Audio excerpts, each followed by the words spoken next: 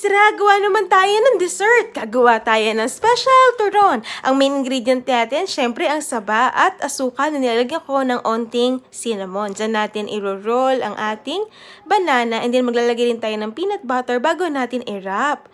Ganyan. And then water para masil.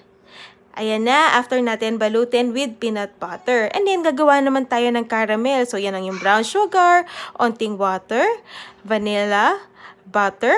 Maglalagay rin tayo ng salt at ng Nestle cream. Ayan. And then, haluin mo siyang mabuti para hindi siya masunog. And then, yan. Pwede na tayo mag-plating. Maglagay ka lang ng yung turon, mga 5 pieces.